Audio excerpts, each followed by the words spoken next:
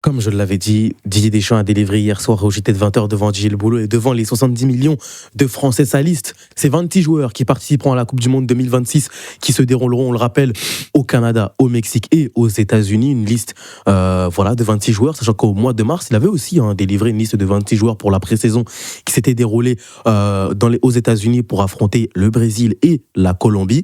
On va refaire un petit état des lieux de la part des joueurs sélectionnés par Didier Deschamps qui auront la lourde tâche de rapporter une 3e étoile pour la dernière pour Monsieur Didier Deschamps.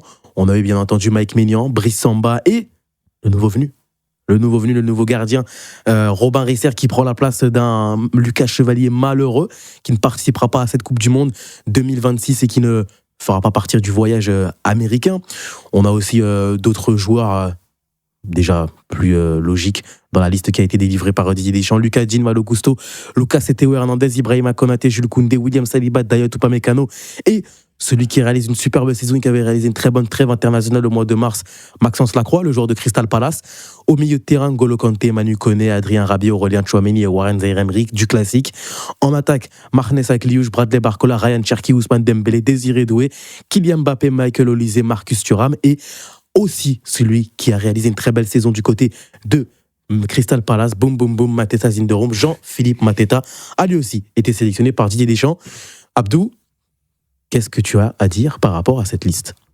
Liste plutôt cohérente, je trouve. Liste qui, finalement, il n'y a pas tant de surprises que ça, à part peut-être l'absence d'Eduardo Camavinga, parce que... Ça, c'est une surprise pour toi, ça ? Bon, moi, c'est pas une surprise. Il mérite pas d'être là, mais il a toujours été là. Donc ça, en fait, c'est le timing sur le moment où il se sépare d'Eduardo Camavinga dans la liste qui peut poser question, et c'est en cela que réside la surprise. Maintenant, je pense que sa liste est plutôt bonne. Je ne m'attendais pas à ce qu'ils prennent autant de défenseurs. Peut-être 8 défenseurs pour prendre un milieu de terrain supplémentaire. Mais il a fait le choix de vraiment blinder son secteur défensif. Donc liste cohérente. Et après, au niveau des attaquants, après la blessure d'Hugo Ekitike, c'est ce que j'avais évoqué dans d'autres médias, j'imaginais Jean-Philippe Mateta prendre sa place, et c'est le cas. C'est mérité, Jean-Philippe Mateta qui y a toujours cru et qui est aujourd'hui récompensé pour participer à sa première Coupe du Monde de son histoire. Timothée, excellente liste, bonne liste, déçu. C'est une bonne liste. C'est une liste qui n'est pas forcément surprenante parce que oui, Robin Risser ou Mateta, c'est pas forcément les noms auxquels tu t'attendais le plus, mais tu regardes leur saison et ce qu'ont fait leurs concurrents directs, ça se comprend. Mateta bénéficie entre guillemets malheureusement de la blessure d'Hugo Ekitike et est récompensé pour ce qu'il a fait de bon sur les dernières saisons. 14 buts en première ligue cette saison. C'est quand même pas rien. Et Robin Risser, c'est le meilleur gardien du championnat de France, on en pense ce qu'on veut, mais c'est quand même un statut quand même à faire valoir. Et Lucas Chevalier, au final, c'est une saison blanche, entre guillemets, à titre individuel pour lui. Donc non, liste pas surprenante, mais liste tout à fait logique et prometteuse, j'ai envie de dire. Pour moi, c'est une liste évidente. C'est une liste évidente parce que 90% des joueurs qui ont été sélectionnés, je pense qu'ils le savaient déjà. Et nous aussi, on était quand même assez... sûr et certain de voir certains joueurs qui allaient être sélectionnés. Marnez Akliouche, moi je suis content de le voir parce qu'il était aussi un peu en ballottage par rapport aux dernières sélections, mais il avait été très bon notamment sur le match face à la Colombie. Robin Risser, pour moi, c'était surprenant parce que je pensais qu'il allait rester sur la continuité car Didier Deschamps avait dit lors de la trêve internationale du mois de mars en conférence de presse qu'il avait sélectionné Lucas Chevalier parce qu'il vivait quand même déjà une saison assez difficile au Paris Saint-Germain. Mais finalement, et il l'a dit en conférence de presse hier à l'auditorium de TF1, c'est les performances. C'est le critère de la performance qui est le critère numéro 1. Et qui sont les joueurs qui ont été laissés à quai ? Eduardo Camavinga, mauvaise saison au Real Madrid. Randal Kolo Muani, mauvaise saison à Tottenham. Avec un but en 20 matchs joués en première ligue. Lucas Chevalier, déclassé totalement par Matvei Safonov. Et sur cette deuxième partie de saison, où il n'a pas joué les matchs de Ligue des Champions les plus importants, ni même les matchs de Ligue 1. Donc finalement, pour moi, la liste, elle est totalement évidente. Maxence Lacroix avait été très bon aussi face à la Colombie. Robin Risser est récompensé par rapport à sa saison. On rappelle un trophée UNFP du meilleur gardien de Ligue 1 cette saison en championnat.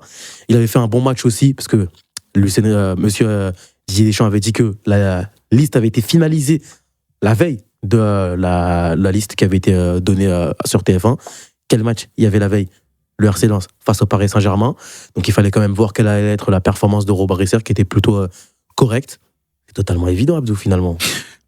Ouais, totalement évident. Après, moi, tu me connais, j'aime un peu le piment. Tu voulais qui ? Non, je te dis pas que je voulais ces gens-là, mais moi j'avais parié, je m'étais dit peut-être. Tolisso Non, peut-être un Florian Thauvin parce que c'est son gars, tout ça. Ouais, il faut fait une arrêter bonne avec saison ça. à Lens. faut arrêter. Mais au final, il a pris Romain Risser, donc pourquoi pas. En fait, je m'attendais à avoir un joueur de Lens dans la liste, en fait. Pour moi, le plus évident, c'était Thauvin. Non, c'est pas le plus évident pour moi. Parce que déjà, Florian Thauvin, faut pas oublier qu'il avait été sélectionné car Bradley Barcola avait sorti le certificat médical. Sinon, il n'aurait pas été sélectionné. Ah là là là. Ah oui, il y a beaucoup de certificats médicaux du côté du PSG. Hein. C'est pareil au Real Madrid, c'est Barcelone. Médicaux, d'ailleurs. Oui, c'est vrai, il est vrai. Mais pour moi, Thauvin, c'était évident. Pareil pour Mathieu Hudol, beaucoup plébiscité sa sélection en équipe de France. Et les gens, je trouve en tout cas, oublient, c'est la dernière compétition de Didier Deschamps. On va pas prendre de risques. Ouais, c'est sa dernière, c'est la DR des DR. Après, on aurait pu avoir centre de Mathieu Hudol, tête d'Hudson-Édouard. C'est dommage. Oui. Bon, après, Hudson-Édouard en 2026 en équipe de France. Mateta, on aime beaucoup, c'est notre gars. En plus, il y a une chanson. Bah, Hudson-Édouard, on va pas se forcer. De centre, t'as Dembélé, t'as Cherki, t'as Michael Olise. Bon, je pense qu'on est plutôt bien lotis en équipe de France. Il est vrai. Vis-à-vis de la qualité de pied. T'as pas cité Kylian Mbappé. Pourtant, c'est le meilleur passeur d'histoire de def. C'est le buteur. C'est le buteur. C'est le meilleur passeur. Oui, c'est vrai. C'est le meilleur passeur. En même temps, j'ai envie de te dire, le mec, il avait 13 ans, il avait 95 sélections. J'ai envie de te dire, à un moment donné, les records. Encore heureux. Hein. Encore heureux. Vu tous les records qu'il va massacrer en équipe de France, voilà quoi. Ouais, c'est vrai. Timothée, les ambitions, c'est la 3e étoile. Parce que là, quand on voit le vivier offensif de l'équipe de France, les 9 attaquants sélectionnés, c'est n'importe quoi. Dinguerie. En fait, j'ai envie de te dire, si l'ambition, c'est pas de prendre la 3e étoile, faut rester à la maison, ça sert à rien. Aujourd'hui, l'équipe de France, elle a montré qu'elle avait un vivier de talent qui justement répondait à ses exigences pour prendre la Coupe du Monde. On l'a vu face au Brésil, on l'a vu même face à la Colombie, même si c'est un adversaire d'un autre calibre. Honnêtement, je vois pas quelle équipe peut vraiment causer du tort à l'équipe de France. Il y a l'Espagne qui est très très forte. L'Argentine aura à cœur de se succéder à elle-même. Mais honnêtement, quand tu vois l'équipe de France, et parce qu'on parle beaucoup de l'attaque, mais au milieu de terrain, tu vas arriver avec Tchouaméni, Warren Zaïre-Emery qui sera peut-être double champion d'Europe en titre, Manu Koné qui est monstrueux, Adrien Rabiot qui, quoi qu'on en dise, saison à Milan. Toujours le boulot en équipe de France, en plus de sa bonne saison à Milan. En défense, c'est très solide aussi. Moi, j'ai envie de te dire, en fait, est-ce qu'il y a vraiment une faille dans cette équipe ? On va peut-être y revenir après, mais honnêtement, quand tu vois le 11 qu'on est capable d'aligner, même les joueurs qu'on peut faire entrer, parce que tu sors un doué pour faire entrer un Barcola ou un Cherki, c'est peut-être encore plus terrifiant. Et c'est ça qui est très très fort aussi, c'est qu'il y a un banc qui est quasiment aussi qualitatif que le 11 de départ potentiel. Justement, Abdou, par rapport à cette liste-là, mais notamment le vivier offensif, c'est n'importe quoi, avec Liouche, Barcola, Ryan Cherki, Ousmane Dembélé, Désiré Doué, Jean-Philippe Mateta, Kylian Mbappé, Michael Olise et Marcus Thuram. On va dire que 85% des attaquants sélectionnés réalisent quand même une grosse saison avec leurs clubs respectifs. Il y a une faille dans cette équipe de France, sachant qu'on joue en double pivot, qui va être un accent mis sur vraiment, entre guillemets, un petit déséquilibre avec cette force offensive. Il y a une faille ? La seule faille que je trouve à cette équipe de France, c'est l'équipe de France. Ah ok, d'accord. Ouais, pour moi, quand Roger Le Maire. Ok, Shakespeare. Vas-y, continue à philosopher, il n'y a pas de souci. Non, mais il faut le dire, quand tu veux lutter contre plus fort que toi, et ça c'est un message peut-être pour les autres sélections dans le monde, quand tu luttes contre plus fort que toi, il faut retourner la force de la personne en face contre elle-même. Donc je te dirais que la faille de l'équipe de France, c'est l'équipe de France elle-même. Il n'y a qu'elle qui saura quelle limite elle veut se fixer. Est-ce qu'elle veut aller chercher la 3e étoile et peut-être même la 4e étoile, parce que vu le vivier, à mon avis, dans 4 ans, les mecs qui seront encore là aussi. Ça dépend, c'est eux qui voient. Là, en fait, on est dans le monde de l'équipe de France et c'est eux qui vont poser leurs standards. C'est eux qui vont dire, ok, là aujourd'hui, j'ai envie d'arriver en demi-finale. Dédé, tu me fais jouer, je sais pas moi, tu me fais jouer Désiré Doué à gauche. Et puis il va faire son tournoi, il sera titulaire. Oui. Mais au bout d'un moment, il va dire, j'en ai un peu marre, tout ça. Fais-moi entrer Cherki. Ouais, c'est un problème. C'est un problème. Hein. Tu te dis, bon, vas-y, ça manque un peu de percussion. Barcola entre. Ouais, tu vois, j'aime bien. C'est qui lutte contre ça? C'est beau ce qu'il nous raconte là. De réparation, boum, Jean-Philippe Mateta. Puis même derrière aussi, il faut qu'on en parle parce que je pense que.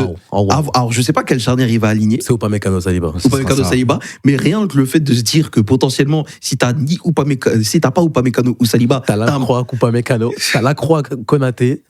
Ça fait mal à la tête. Tu peux même mettre un Lucas Hernandez latéral gauche, un Warren Zaïre-Emery latéral droit, parce que Deschamps a dit que ce sera la 3e option au poste de latéral droit. Par exemple, t'as Malo Gusto et Jules Koundé. Tu peux faire jouer Jules Koundé dans la charnière.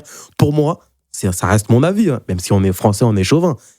Si la France veut, La France est championne du monde. Mais en fait, moi, je mets à la place des autres sélections dans le monde. Tu fais quoi face à eux? Ils doivent nous voir comme des grands avares. Mais Comment t'as autant de joueurs aussi forts C'est ce en qui me une seule choque, liste? c'est que, rappelez-vous, l'Euro 2021, on disait déjà que l'équipe de France avait une génération de fous, avait une équipe de fous. On en a trop fait, mais bon. Après, c'est vrai, quand tu présentes sur le papier Griezmann, Mbappé, Benzema, t'as peur. c'est costaud. On disait déjà en 2021, mais ces mecs sont des tarés. Ces mecs sont complètement givrés du ciboulot. Et à l'époque, le milieu, c'était entre guillemets la zone faible. J'ai mis des guillemets, vous ne voyez avec pas. un Pogba qui envoie un tournoi de fou furieux. Il a juste fait Après, une c'était erreur. quand même Pogba Kanté, hein, le milieu à cette époque. Et encore, ils tu font vois. un tournoi monstrueux, hein, surtout Pogba. Hein. Ah ouais, mais là, je suis désolé, mais Je pour pense moi- même qu'on pourrait faire une liste des mecs qu'on a laissés à la maison. Et puis cette liste-là, c'est un solide quart de finaliste. tu déjà, vois. t'as Tolisso sur le carreau, déjà, par exemple. Waouh. Par exemple. Mais tu vois, en fait, moi, ce qui est le plus parlant, et on terminera sur ça, dans cette équipe de France, c'est l'équipe que tu as envoyée face à la Colombie. C'était l'équipe. C'était même Marcus pas l'équipe B, c'était l'équipe C Marcus prime. Thuram, Akliouche, Cherki, Doué. Et ils ont Cook. Et ils ont Cook. Non, en fait, ce qui est choquant, c'est la qualité des joueurs. Genre, tu peux te permettre de laisser des Doué, des Cherki, des Thuram sur le banc. Tu peux mettre des Manu Koné si tu veux pas. Enfin, c'est ça qui est complètement phénoménal. Alors, je pense que les gars, c'est tout droit. On va pas faire les modestes. 19 juillet, on y va.